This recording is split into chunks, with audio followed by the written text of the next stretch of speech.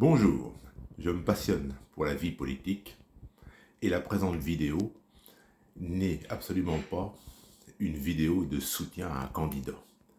C'est une vidéo de quelqu'un qui s'interroge en tant qu'observateur de la vie politique française. Élection européenne, c'est dans 2 mois.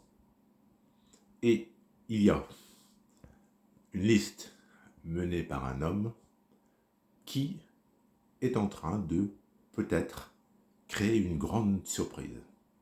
Cet homme, c'est Raphaël Glucksmann, tête de liste de la liste Parti socialiste, place publique.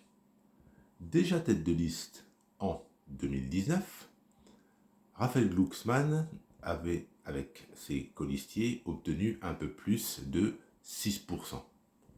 C'était un résultat fort moyen. Et le voilà reparti pour les élections de 2024. Les premiers sondages donnaient 7, 8%. Guère plus qu'en 2019.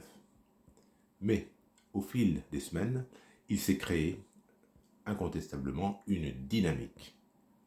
La liste PS, place publique, menée par Raphaël Glucksmann, est maintenant créditée de 12 à 13%.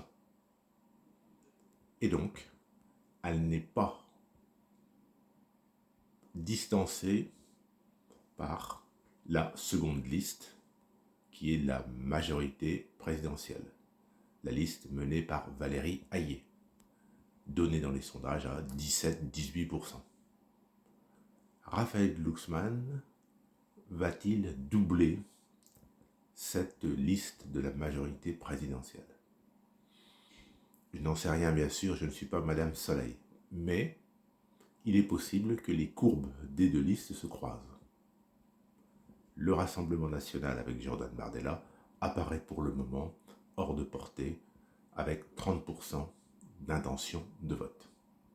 Raphaël Glucksmann n'est pas un inconnu du milieu politique, mais je pense que ce n'est pas lui faire offense de dire qu'il était jusqu'à présent inconnu du grand public, ce qui n'est plus le cas maintenant.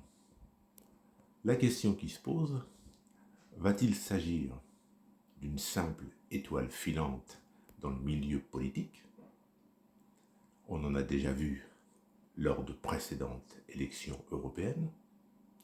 Ou Raphaël Glucksmann est-il en train de poser des jalons pour l'élection présidentielle de 2027, qui est l'élection reine en France? Alors, il peut se passer beaucoup de choses d'ici 2027.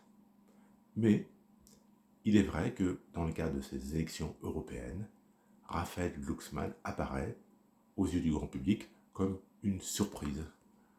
Quelqu'un qui apparaît au grand jour. Il est jeune, il a une façon de parler qui retient l'attention.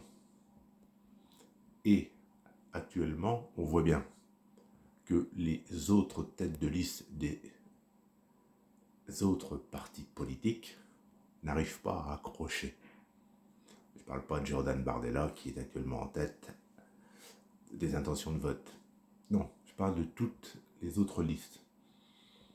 J'ai pas l'impression que Valérie Hayé va passionner les foules.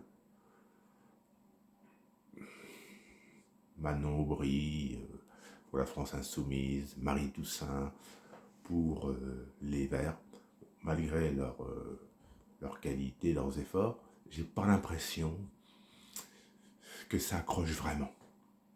Mais bon, il reste 2 mois encore avant l'élection, il peut se passer bien des choses. Mais il est vrai que Raphaël Glucksmann sort de l'ombre et se fait un nom.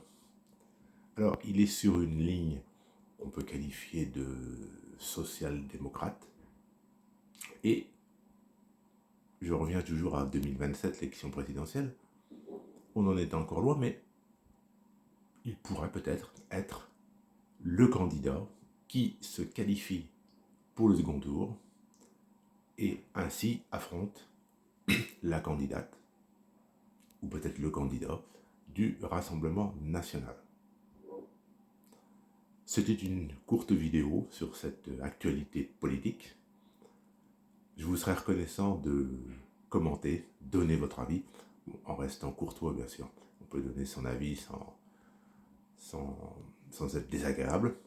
Dites ce que vous en pensez. Commentez, animez la discussion. Merci beaucoup. Bonne journée.